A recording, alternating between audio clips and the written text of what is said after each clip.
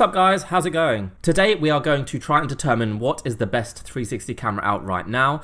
That's going to involve me going through every 360 camera that I own, which is quite a lot, and we're going to go through basically what they're hot at, what they're good at, what they're average at, and what they're bad at. I'm going to give you some basic information on each one, maybe show you some clips and show you a bit of footage, or show you some photos that are taken with these cameras.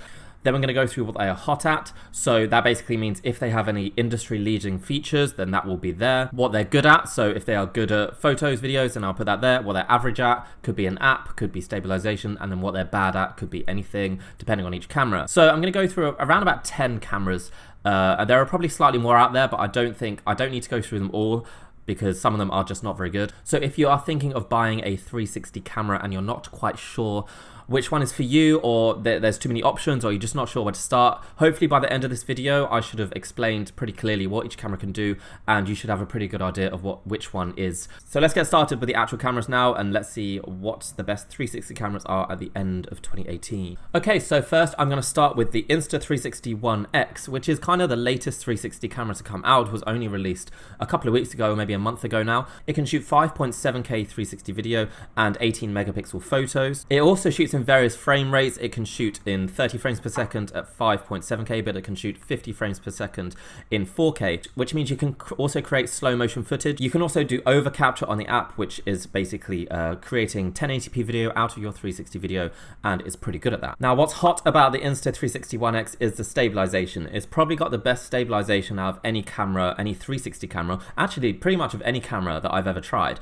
Basically, that means if you want to be shooting action shots, if you want to be moving with your camera, you want to be skiing with it, surfing with it, taking it on a bike ride, mountain biking, whatever, then this is going to be a really good camera for you, because it's basically got near perfect stabilization no matter what you put it through. What's good about this camera is the video, the photos, and the app. The video is very, very high quality, 5.7K, among the highest resolution of any 360 camera. You can also shoot in log mode, which is kind of a flat color format, allows you to color correct your video and really adds a lot more vibrancy and a lot more accurate color to what you would otherwise be able to do. The bitrate is also really high at 120 megabits per second, which is really important for 360 video. Photos are also really good. It's got 18 megapixel photos. However, the lenses are pretty good in this camera. You can also shoot HDR, and you have full access to like manual control, so ISO, brightness, contrast, that kind of thing. The app is also really good for video editing, for creating these over capture videos. It's really easy to use, really easy to create awesome videos, slow motion, hyperlapse, time lapse, and combine them all into a single video. Is really, really intuitive and easy.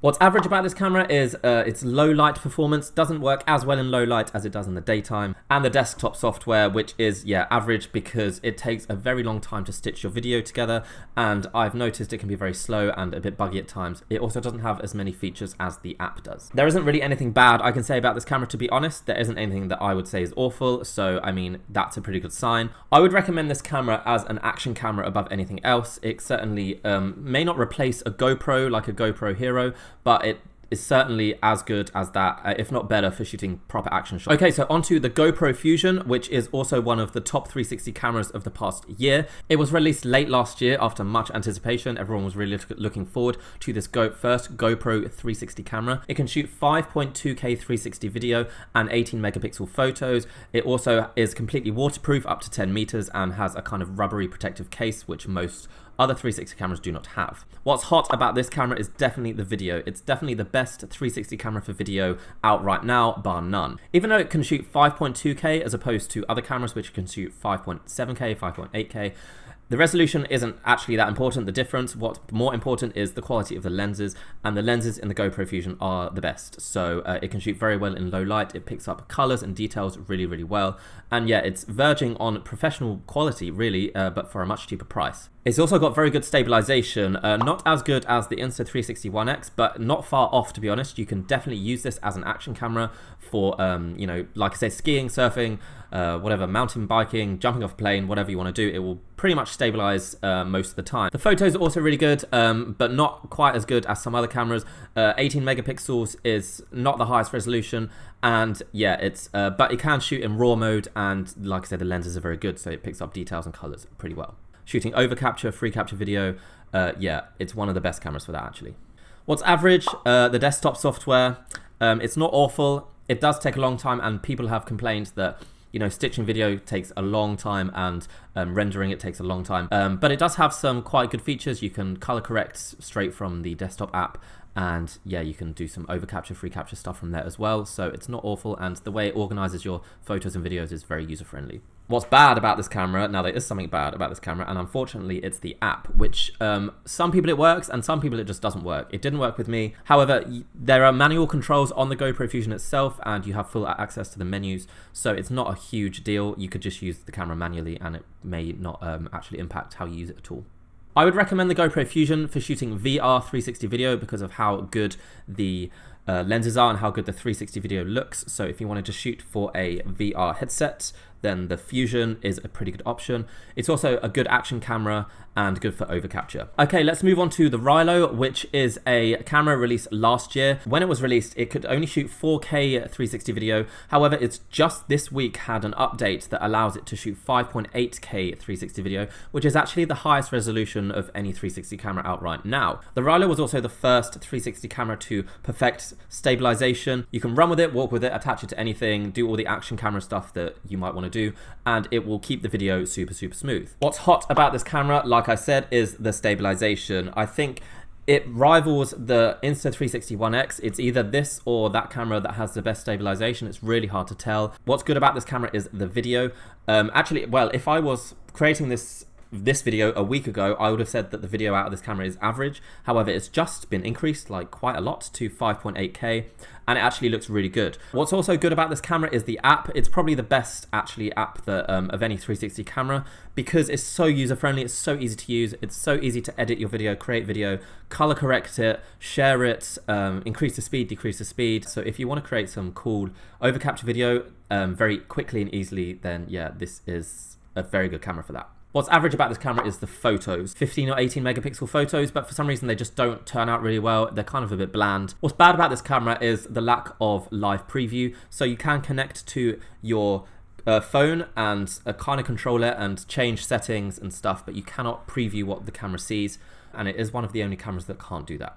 So I would recommend the Rylo again as an action camera. I know I've said this for about 3 different cameras now, but they are all pretty good as action cameras. You'll have to look at the video quality and the other options to decide which one is best for you. But I'd also recommend this as a vlogging camera because the app is so easy to use. Now onto the QooCam, very weird name, QooCam. Now I will be honest guys, I've not used this camera quite as much as the others, so take what I say with a pinch of salt, but I think I pretty much got its strengths and weaknesses down. So this is a 360 and 180 camera, so you can kind of move the camera like that. It kind of transforms itself into a 180 mode with these 2 cameras here, and then if you want to film in 360, you film like that. It's a 4K camera, so it can shoot 4K video resolution, and it can also shoot 3D photos, so these kind of refocused. You can make the background blurred and make your face more prominent with these 2 cameras, and that's all done in the app. Now what's hot about this camera is like not much really. I don't think there's anything super industry leading. I mean, you could argue that it's got that 360 and 180 mode, but I mean, not everyone's gonna be interested in that. It's not particularly a feature that I could define as like hot, as amazing. I think it's more of a good feature to have, not necessarily the best thing in the world, but yeah, it's good to be able to film in 180. There are certainly situations where shooting in 180 is much more applicable and just a better idea than shooting in 360. Also, the 3D photos are good, but they don't always work all the time. Sometimes the software blurs your face as well, so the software needs a bit of work in that regard. Also, the stabilization, it's got good stabilization. You can move around with it. It's not the best. It's not as good as the other cameras that I've mentioned, but you can walk with it and run with it, but maybe you wouldn't be able to put it through its paces like some of the other cameras that I've mentioned. The video is kind of average, and the photos, it shoots 4K 360 video, which a year ago would have been considered good. However, now at the end of 2018 going into 2019, 5K is the new 4K, definitely. I mean, when a new camera comes out, I expect it to be able to shoot at least 5K resolution because it does make a big difference. 4K is not bad if you are filming specifically or shooting specifically for mobile phones, for mobile viewers. So if you're just shooting for your Facebook page or Instagram, then 4K is absolutely fine. The app is also pretty average. I mean, it's fairly easy to use, but it's crashed on me a few times. Sometimes it doesn't connect to the camera. And yeah, like I say, the software needs a bit of work for creating these 3D effects. I don't have much bad to say about the QooCam. To be honest, there's nothing bad about it. It is a pretty new camera, so you will get software updates that can add functionality. I would recommend this for people who are wanting to shoot for mobile. Also, anyone who likes these Facebook 3D photos, these new things that come out, I think the QooCam, I've been told, will be able to shoot for that eventually. So, I mean, if you like the idea of shooting those, then this could be a good option. I can make it look like my eyes. The Ricoh Theta V, kind of one of the more older cameras that I've got, but it's still pretty good. It can shoot 4K 360 video, it can shoot 15 megapixel photos, most importantly, very, very good lenses. What's hot about this camera is HDR photography. The Ricoh Theta V can shoot automatic HDR photos. You just need to press one setting, click the shutter, and it will automatically shoot HDR photos, which look really, really, really good. I really love them. Now, what's good about this camera is the video. I know I said just now that the QooCam could shoot 4K, so it wasn't that good, and the Ricoh Theta V can also shoot 4K, so why is it good? It's good because the optics in this camera are really, really much better than most other 360 cameras. When it was released, they were saying how they use kind of DSLR technology at some point in the lenses, and it shows because the way it captures lights and color is so much better than any other 4K camera that I have used. The dynamic range you can get with this thing is really, really impressive, and even in 4K, it looks really good. The other good thing about this camera is the Theta Plus app, which is not the app that is used to control the camera, but is a separate app that is used to edit the photos and the videos. You can create videos out of your photos using that app. You can edit it, you can color correct, you can do all kinds of things, create tiny planets. The most average thing about the Ricoh Theta V is stabilization. It doesn't really do much. I wouldn't really go running with it. You can pretty much just about walk with the camera and it will be able to stabilize it, correct the horizon so that it's straight. But any kind of major physical like movement, it won't be able to correct it very well and it will be shaky. What's bad about this camera, unfortunately there is something bad, and it is the app that's used to control it. It's a buggy connection, slow to do anything, slow to change settings. So yeah, I found the app frustrating to use at best. All in all, this is still a really good camera, especially considering it's just over a year old now, and I would recommend this for shooting tiny planets. If you're into shooting tiny planets, this is a great camera for that. Okay, so our next camera is the Xiaomi Mijia Mi Sphere, which can shoot in 4K resolution, but can shoot 23 megapixel photos. It is from the Chinese company Xiaomi, which are kind of becoming well known for cheap but pretty good products. What the Mi Sphere is good at is photos. Like I said, it can shoot 23 megapixel photos, it can shoot in RAW mode, it can shoot automatically bracketed photos.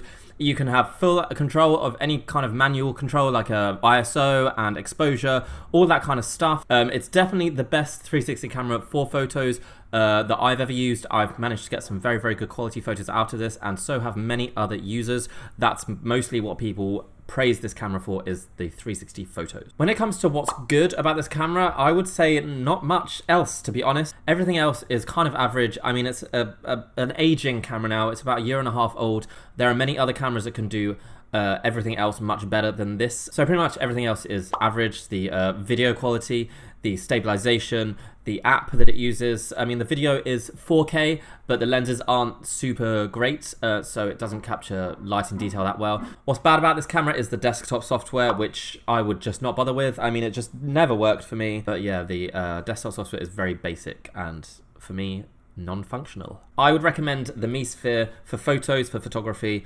specifically for virtual tours. So if you wanted to create virtual tours of, I don't know, houses, real estate, businesses, whatever, the quality that you can get with this camera, if you shoot bracketed HDR and you do some editing, you can get very near premium quality, professional quality photos, good enough for a professional virtual tour.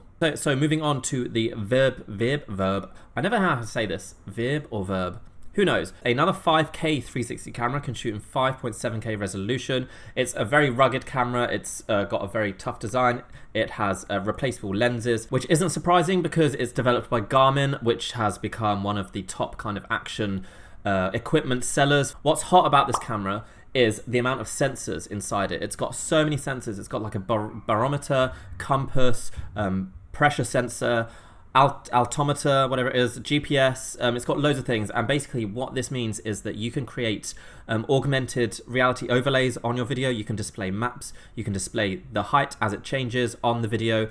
kind of like a heads-up display in a fighter jet. What's good about this camera is the video. Like I say, shoots 5.7K, very high resolution, works quite well in low light. Does seem to have a weird color imbalance. It doesn't capture color like as vibrantly or as accurately as some of the other 5K cameras. It also has good stabilization. It's got a 6-axis sensor, so it can stabilize your video pretty well. If you are attaching it to a bike or your skis or a car or something like that, then it will stabilize very well. The other good thing about this is obviously the protection and the fact that it is waterproof. What's average about this camera is the photos. Not great at taking photos, they look a bit bland. The app and the desktop software are also fairly average. Yeah, they kind of work. I mean, the app really didn't work well at the start, but a year and a half later, they've updated it. What's bad about this camera is the price, I would say. I think it's the most expensive now. Now, this camera has been used for motocross, for sports, motorsports, like officially. Garmin sponsors some motorsports and they use this camera for that. So if you wanted to attach it to your car, and the same for BMX, that kind of stuff. So the next up is the Yi360 VR, which up until recently was my main 360 camera for shooting video. It's a 5.7K 360 camera released by Yi, which is a kind of another Chinese company. So it's also pretty cheap for what you get. What's hot about this camera is nothing really now, to be honest. Like I say, it's a kind of cheaper, older camera. If I was making this video 2 or 3 months ago, then I would have said that the video is the hot feature of this camera. But now there are a few other cameras that kind of just about beat it, I would say, when you could take into consideration everything else they can do. Yeah, so not much hot about this camera. Maybe the price, it's very cheap for, I think, the quality you get. What's good about this camera is the video. Like I say, it can shoot 5.7K 360 video, very high bitrate. I've been using this camera as my main video camera because I thought it looked really good, and especially when you put it into Premiere Pro and color correct. I went on a European tour and just shot around different cities in Europe. All the videos I shot there, I shot with this, and I think they look really good. The app is also really good, surprisingly. One of the few cameras that has a good app.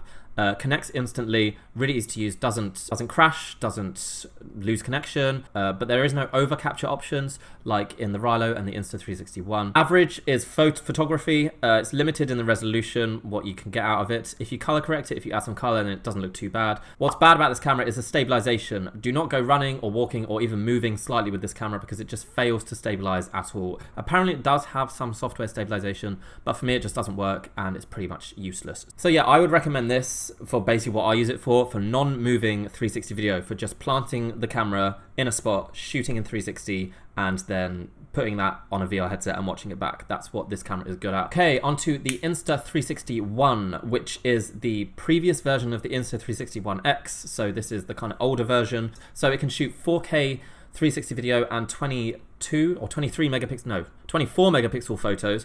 And it uses the same app as the One X, so it's a very good app. What's hot about this camera is nothing now because it has been superseded. What's good about this is stabilization. Like I say, it's got a similar stabilization to the One X. So for any moving video, this is pretty much as good as the One X. It's just the video quality isn't as good. The price of this camera is also good. So if you wanted a cheaper version of the One X, you didn't want to spend that much money, and you weren't too concerned with the loss of quality in the video and the photos, then yeah, this is a good deal right now. What's average about this camera is the photo and video quality. Yeah, like I said, this is over a year old now, and when it came out, it was okay, it was pretty good, but the lenses are fairly basic, the optics in there are fairly basic. Photos are a bit better because the resolution is higher, unless you are shooting specifically for Instagram, for small screens, for your phone. I would recommend this as a cheap action camera, a cheap version, or a cheap alternative to the other more expensive action cameras, because it can stabilize video really well, so you can attach it to anything, any moving object, and it will still create stable video, but the video quality won't be as high. Okay, my last camera is the VUZE Plus, or the VUZE, depending on which one you buy.